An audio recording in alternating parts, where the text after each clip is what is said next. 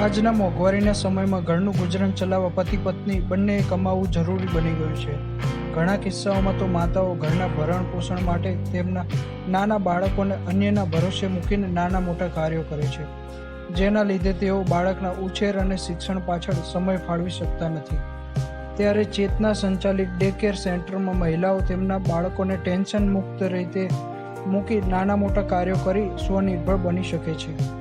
મારું નામ તનિષ્ઠા છે। હું ચેતના સંસ્થામાં પ્રોગ્રામ ઓફિસર તરીકે કામ કરું છું। જુલાઈ 2023થી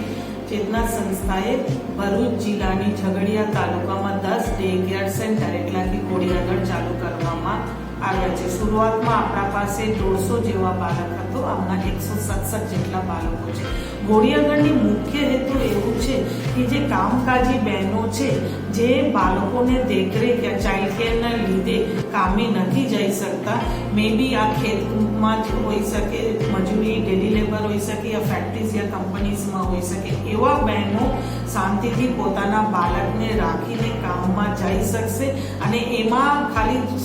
બાળકની બીજી જો પાસાઓ છે એટલે બાળકોની શિક્ષણ, પોષણ અને સ્વાસ્થ્યના જે મુદ્દાઓ છે એ પણ બાળકોને આપણે કવર કર્યો છે। એ જ હેતુથી ઘોડિયાઘર ચાલુ કરવામાં આવ્યા છે।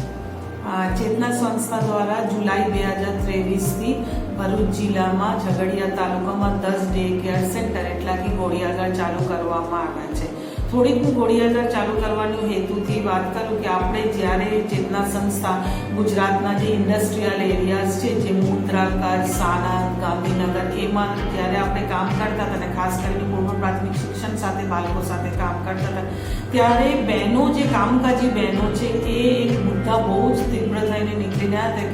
કે આજના જમાનામાં અને આજના એમાં બંનેને એટલા હસબન્ડ વાઈફ બંનેને કામ કરવું જ પડે, જે નીડ્સ છે જે મીટ કરવા માટેના, તો એમાંથી બહેનોને સૌથી મોટી જે ચેલેન્જ થયું હતું કે આપણે કામ કરવા તો બહેનો માંગતા હતા, મગર એમાં બાળકોને ક્યાં મૂકીને જાય, કેમ કે સૌથી મોટી ચેલેન્જ કે આપણી જે આંગણવાડી છે 3 વર્ષની બાળકોની હોય અને આંગણવાડી 2-2.5 વાગ્યા સુધી બાળકને રાખી શકે છે, પણ એના પછી જો બહેનને કામમાં જવું હોય તો પછી કેવી રીતે બાળકને ક્યાં રાખે, એના હેતુથી જ આપણે ઝઘડિયામાં 10 ઘોડિયાઘર ચાલુ કર્યું છે, જે 1 વર્ષની બાળકથી લઈને 5 વર્ષની બાળક સુધી આપણે આંગણવાડી આપણા ડે કેરમાં રાખીએ છીએ। આપણી જે ઘોડિયાઘર ચાલુ કરવામાં આવે છે એ લોંગ ટર્મ સસ્ટેનેબલ હોય એના માટે આપણે જે તે ગામમાં જે આંગણવાડી છે એની 500 મીટર રેડિયસમાં જ આપણે મૂકેલું છે, જેમાં ખાસ કરીને એક નવું રણનીતિ જે આપણે કરીએ છીએ, જે બાળક આંગણવાડીમાં એનરોલ્ડ છે એ લોકો પહેલાં આપણા ઘોડિયાઘરમાં આવે છે ને પછી જઈને આંગણવાડીમાં આવે છે ને પાછા આપણા આવે છે। જે કામગીરી ઘોડિયાઘરમાં કરવામાં આવે છે કે સૌથી પહેલાં કે પોષણના દૃષ્ટિકોણમાં એને 3 ન્યુટ્રિશન પ્રમાણે એને મીલ આપવામાં આવે છે કે આટલી કેલોરી બાળકમાં જવું જોઈએ, એમાં ધ્યાનમાં રાખીને જે લોકલ ફૂડ્સ છે, સવારનું નાસ્તા, બપોરના જમવાનું અને પછી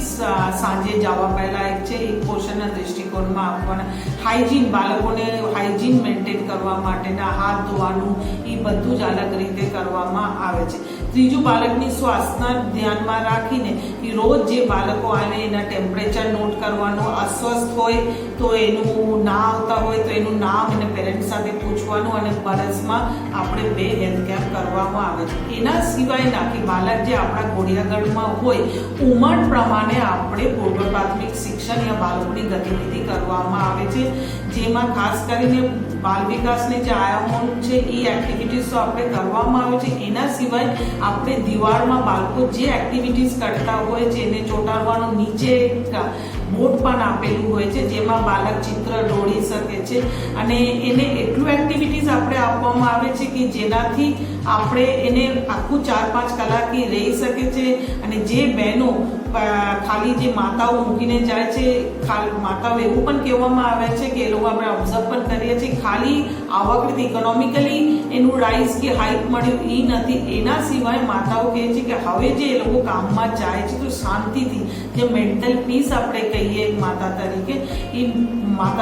તો એ મેન્ટલ પીસ જો છે 8 કલાક એના બાળકને અહીંયા રાખે છે, જેમાંથી બાળકની ખાલી પોષણ, શિક્ષણ અને સ્વાસ્થ્ય સારી રીતે સાચવવામાં આવે છે. અને આપણે પહેલાં જોવા જઈએ તો બાળકને આપણે જોઈએ જે તે ગામમાં બાળકો રખડતું હતું, કોઈ જોવાવાળા નથી હતું, તેનું કામમાં જઈ પણ નથી શકતા હતા. તો આ બધું જે ઇશ્યુઝ છે બહુ હદે સુધી આપણે કંટ્રોલ કરી શકીએ.